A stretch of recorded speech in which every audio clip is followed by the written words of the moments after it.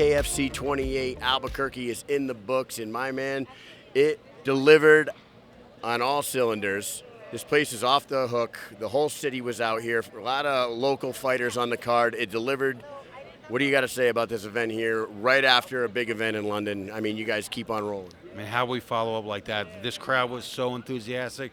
Awesome crowd, great knockouts, great competitive fights. I mean, they really showed these fans what this sport truly is all about tonight. And, you know, it was just great to make this debut here in Albuquerque. I can't wait to come back here 2 or 3 times in 2023. Let's talk a little bit about that main event. Christine Ferea is just on another level. Where are you going to find a girl to compete with her at 125? I mean, she's basically gone through the whole division. We were very excited to see Taylor Starling tonight, but it ended as quick as it started. What do we do next with Christine Ferea? I mean, we have, don't forget, we're spanning the globe now, so we're going all over the world. I'm not saying that we're going to find someone that's going to beat Christine, but we're going to find some competitive fights for her.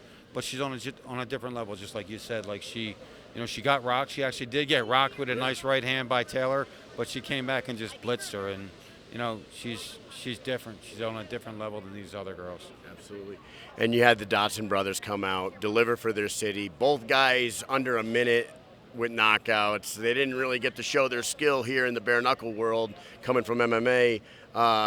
What's next for the Dodsons? Well, I mean, in a way they did. You know, they came out and they knew that it was fast-paced. They knew they had to jump off the line, and they did, because this sport is all about that. Whoever, I think, kind of like, it doesn't always happen that way, but if you jump off that line and you catch them with a good shot and then you keep throwing punches, you have a good shot of really winning the fight. It's hard to come back from that. So, you know, they did a really great job, and I thought it was fantastic. I mean, the crowd loved them, obviously. Yeah.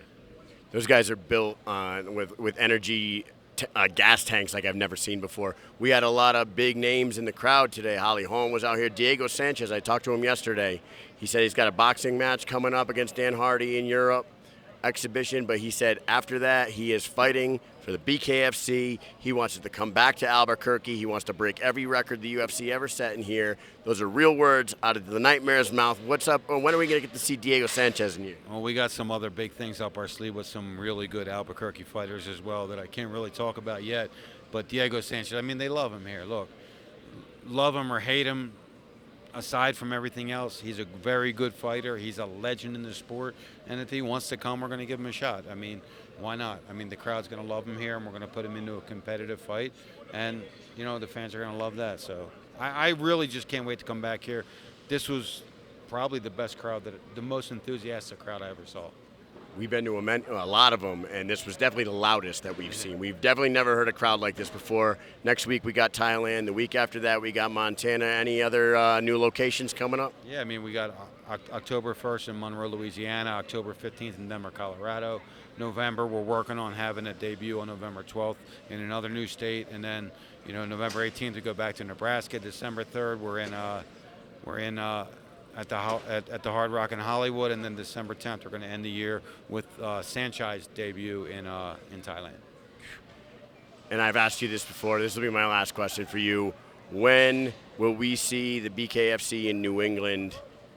You know that we're New England boys, Boston, Maine, anything like that ever going to come up? Yeah, man, we had a great conversation with a very large casino group up there, so I think we're going to be there. We won't be there this year because this year's planned out, but I think we're going to be there at the beginning of 2023. We have to. I mean, I'm a Northeast guy too. I have to be up there. Everybody wants to come and see it, at least drive a distance for them, you know? It's going to be amazing, man. Look, what a fucking show tonight. What a fucking 2 weeks. And then just this crowd, I mean, this company, it's not just what I said earlier is, you know, they came out before you signed to Paige Van Zandt. They come out to see Paige Van Zandt. Now the brand is kind of carrying it, and they're coming out to see the brand now. And that's really an amazing growth for this company, man. And no telling where we're going to end up. You know, probably being, I don't know, 18, 20 different states next year, 6 different countries, maybe 8 different countries, you know, global. Unbelievable. It's what we want to hear. We're going to keep growing the sport, keep growing this company. Man, thank you for your time. Great event tonight.